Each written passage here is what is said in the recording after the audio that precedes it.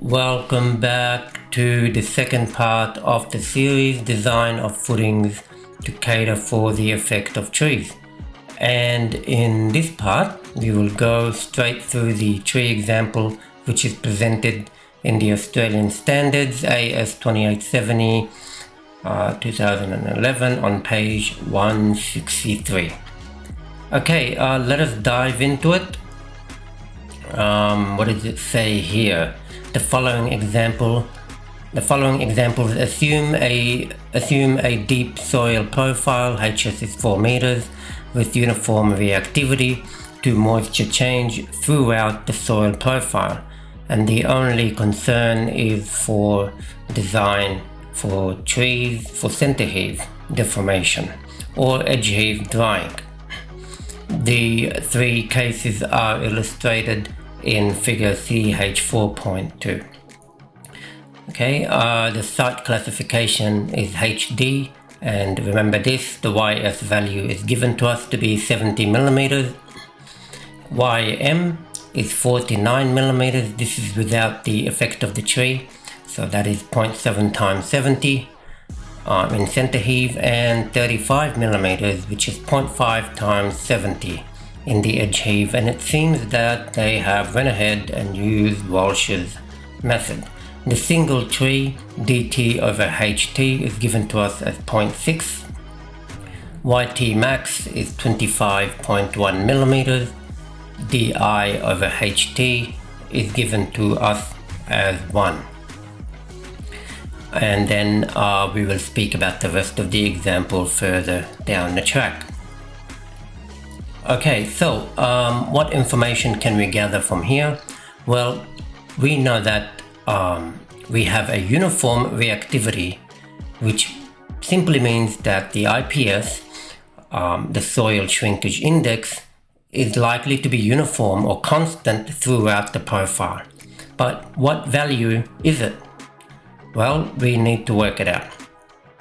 IPT in this YS equation is the instability index, which can be approximated by multiplying the IPS value by the alpha factor.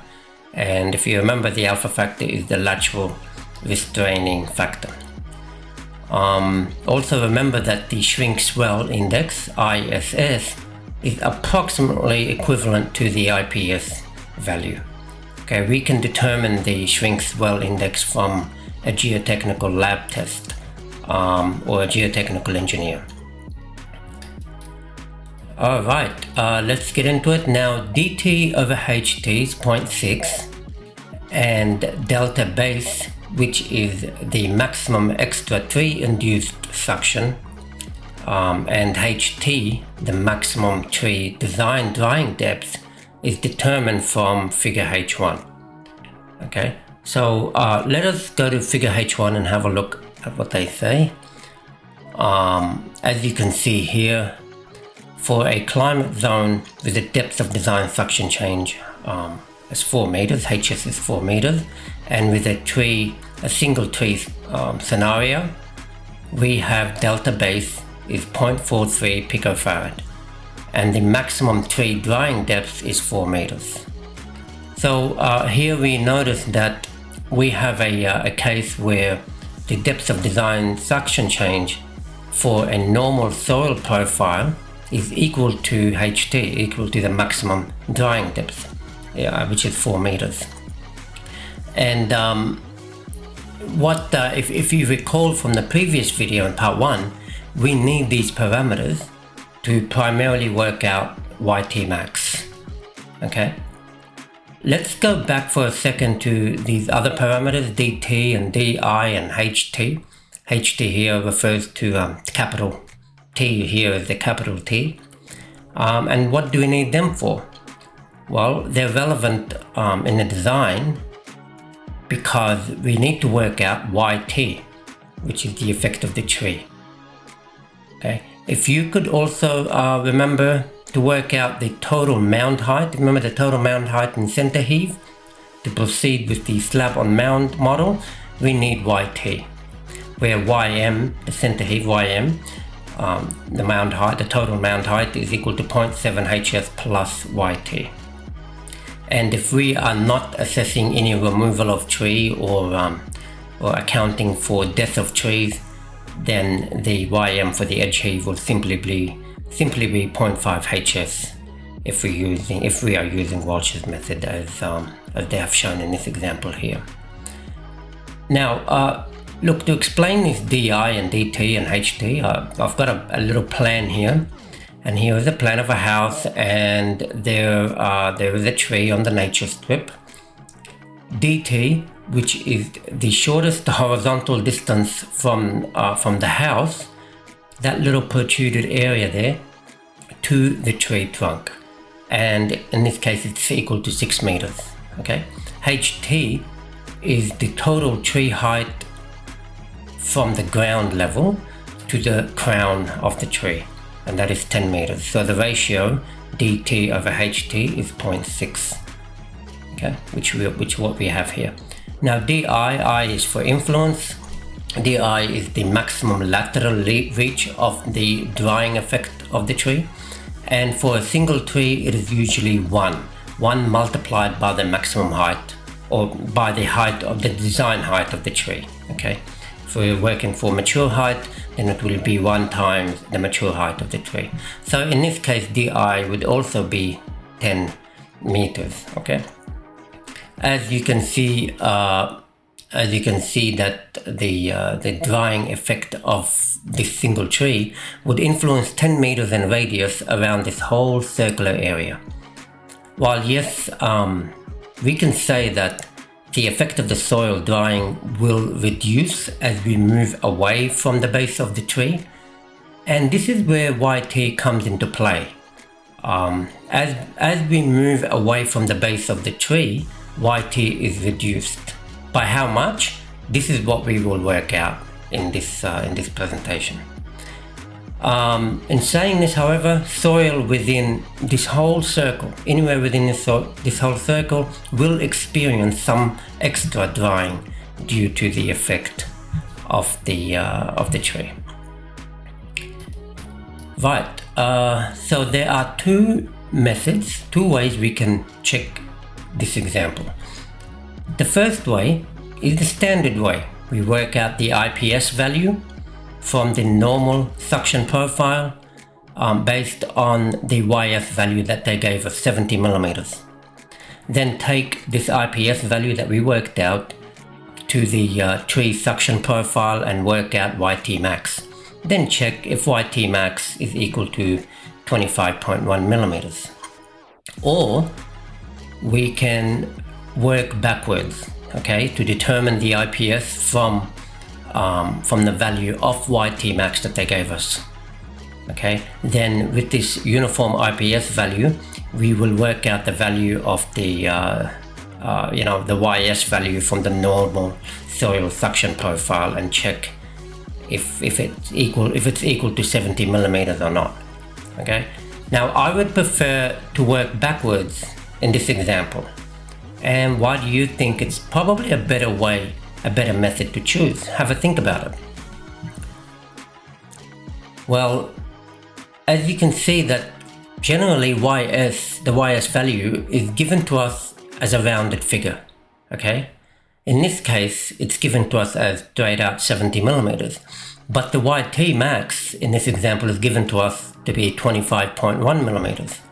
Now in the commentary section of the code, C2.3.1, they have suggested that rounding the YS value to the nearest 5. So for example, 71 millimeters would still be 70 millimeters. 72 millimeters would still be 70 millimeters. Even if we go up to 72.4 millimeters, we still have in effect 70 millimeters. So if we go up to 72.5, then that will be rounded up to 75 millimeters. So it's probably better to work backwards and check what YS value we would get based on the YT max of 25.1 millimeters. Look, just before we proceed, many engineers would argue on how valid this clause is, C2.3.1, since it is in the commentary section and not mentioned in the body of the code. So what I might do is probably do a separate discussion on this in a different video. Alright, I've left the clause here for you guys so you can have a read. I might quickly read through it. It says here, having determined the characteristic surface movement, ys, the reported value for site classification should be to the nearest 5 millimeters. So, do we use the ys value to classify the site and we round it up to the nearest 5, but not use it in our design? It is a very tricky clause, so I guess I would leave it for another video. Now let us go to the step-by-step design procedure that is presented to us in part H4. Let's see what it says. Okay, A. Determine the characteristic surface movement ys in accordance with the standard, neglecting the tree influence. Okay, they have given that to us as 70 millimeters, so give yourself a tick for A. Now B. In the absence of advice on mature tree heights, the ratio dt over ht may be taken to be 0.5. In the absence of advice on mature heights, single trees with dt greater than 25 meters and group of trees with dt greater than 50 meters may be ignored. Again, dt over ht is given to us to be 0.6. So give yourself a tick for B. C. Find the maximum extra suction change caused by the vegetation, delta U base, and we found that 0.43 picofarad. Okay, at the maximum design drying depth HT, and we have worked that out before, okay, from figure H1. Give yourself a tick for that too. And D. Determine the maximum potential surface movement due to the tree-induced suction change that is in addition to the normal design suction profile YT max. The ground movement caused by the added suction change may be calculated in accordance with the principles outlined in estimating ys as given in clause 2.3.1. So it's basically saying the way we work out YT max is very similar procedure to what we do in working out the ys value. Okay, but this is the only difference here. It says in the calculating of YT max, the depth of soil cracking should be taken to be equal to HT. So when we're calculating YT max, we assume that the full profile is cracked. So the alpha factor in this case, the cracking zone the alpha factor should be equal to 1 throughout the whole profile, throughout the whole depth of HT. Now the depth of soil cracking adopted in the calculation of ys, the normal profile, should be as would be adopted in the absence of the tree or trees, which means when you're calculating ys, you should allow some uncracked layers of soil in your profile. We will talk about that a little bit later. E, we'll talk about E as well. Now calculate design tree effect as a surface movement ys. Actually, we will leave E to a little bit later.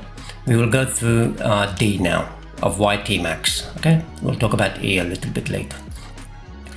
So again, the ys was given to us as 70 millimeters.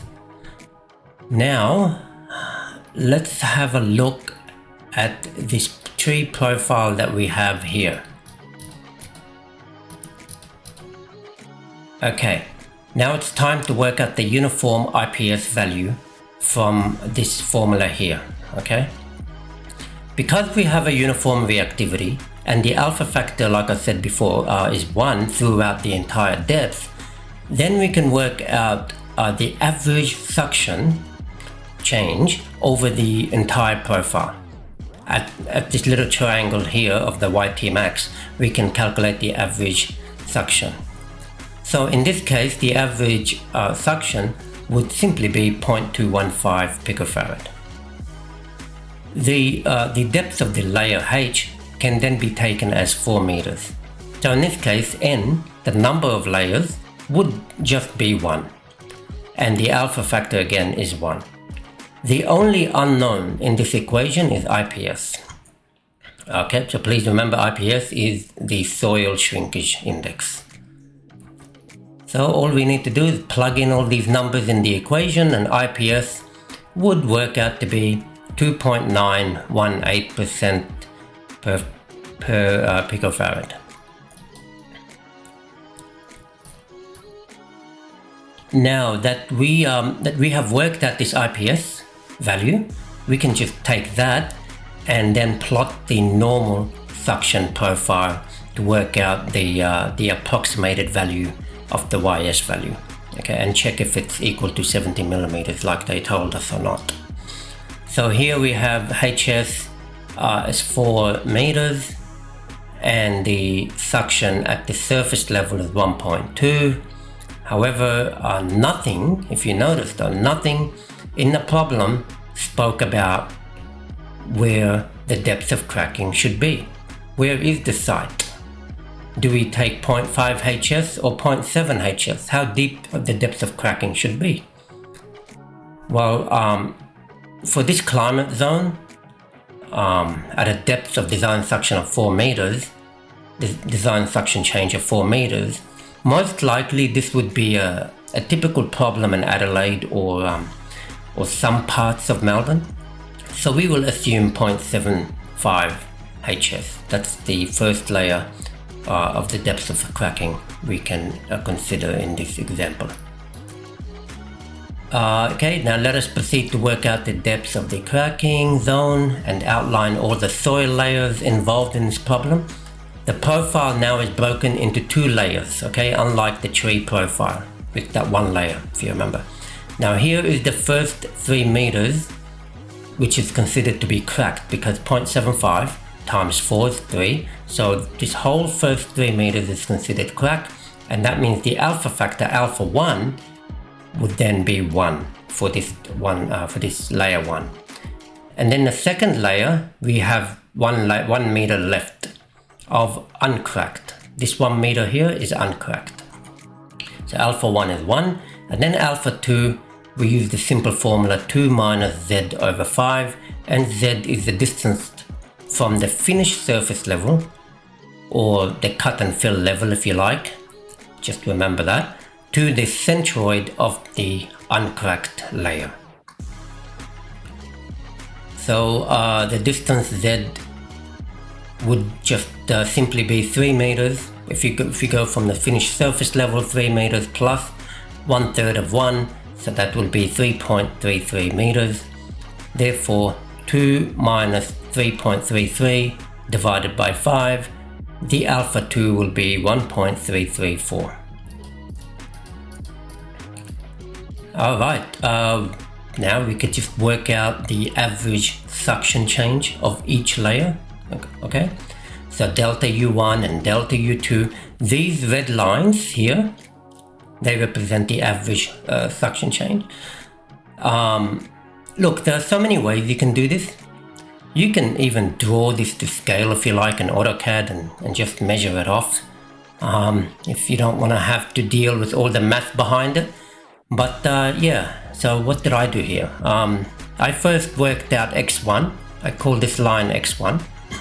And I worked it out just from similarities of triangles.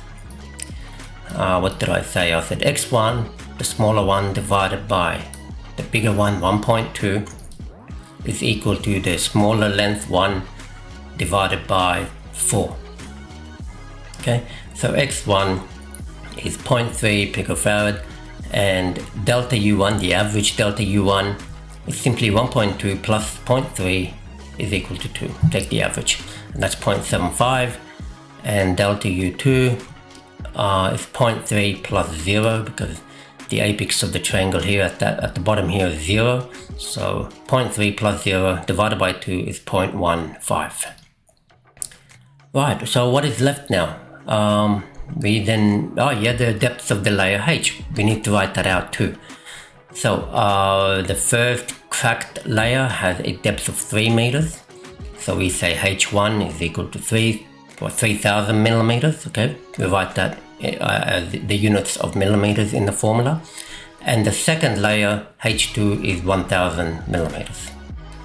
And finally, we have all the parameters required to work out the YS value. So all we need to do is just plug it in and see what works out. And again, layer by layer. So here we have n is equal to 2 because we have 2 layers. So what is the first layer? First layer is 2.918, that's the IPS, multiplied by 1, the alpha factor, times the change 0.75, the suction change, the average suction change 0.75 multiplied by 3,000, plus the second layer 2.918 times 1.334, that's alpha 2, times the average suction change of 0.15 times 1,000. And we divide that all by 100, and guess what? We got 71.48 millimeters.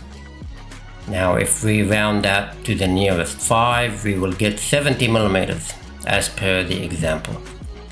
Now I hope you guys kind of understand why we chose method 2 to justify this problem, because look, if we had chosen method 1 with a straight out YS value of exactly 70 millimeters, then the worked out YT max would be around 24.7 or 24.73, something like that, 24.73 millimeters, which is a little less than 25.1 millimeters.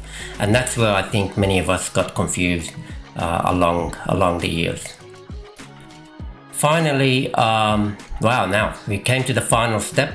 We can then work out the value of YT and YM. Yes, that's exactly what we want. These are the main parameters that we need to work out, the slab design or the slab on mound model. Okay, let's quickly go back now to H4 part E and see what it says. Now it looks like E has three little parts to it. Now it says calculate the design tree effect as a surface movement YT as follows. Okay, now for single trees or groups of trees with DT over HT less than 0.5, okay, there should be a comma here. I think the code forgot that. And I might have confused a lot of us, so there should be a comma.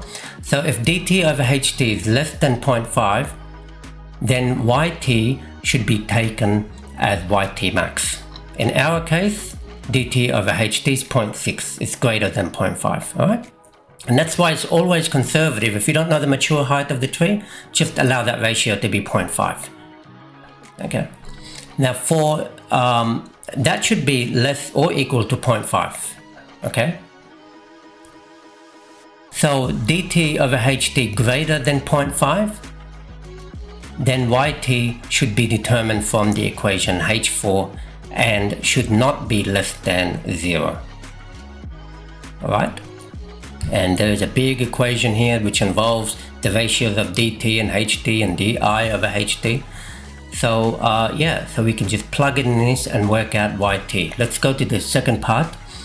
For design of footing systems, adopt a double-sided mound design together with the same mound shape parameters as used in the design without a tree effect. Okay, we spoke about that in the previous video. And then the third part, design the footing systems for a tree-induced differential center heave mound, height YM, YM trees equal to 0.7 YS, and here they've added the YT. And that's what we've spoken about as well. So let's work this YT out. Now we know that dt over ht is 0.6 is greater than 0.5, so we need to use that formula. And here is that big formula here. Okay, 1 minus 0.6 minus 0.5 divided by 1 minus 0.5. That works out to be yt is equal to 0.8 times yt max. That's exactly what the example gave us. So, and then we worked it to be 0.8 times 25.1, which gave us 20.08 millimeters. Now the example shows yt is about 20.05, which is very similar to what we got, exactly the same. But you please be aware that the yt value in the mount height, it seems that they have it as 20.5. I think this is another typo. It should be 20.05 or 20.08. Okay. So yeah, finally we can then calculate the tree-induced center heave mount height. So what do we say? We say ym is equal to 0.7 times 70 plus 20.08. We got 69.08, which is 69.1. And the example showed exactly 69.1. And for edge heave, ym is equal to 0.5 times 70 if we are using Welsh, and that's 35 millimeters. And if we are using Mitchell, we can use 0.7 times 70. 0.7 times 70, that's 49, and Welsh is 0.5 times 70. Wow, yeah, I think that brings us to the end of the video. In the next video, we will discuss the effect of group of trees and row of trees, and we will also briefly speak about, trees in level 1 compacted sites, deep cut sites, and rolled fill sites. We might also go through the Victorian method and do an example there. There are many examples that we can look at, and yeah, I hope that you guys have enjoyed this. So please subscribe and like and share so that others may also learn. Until next time, we hope that you have a great afternoon.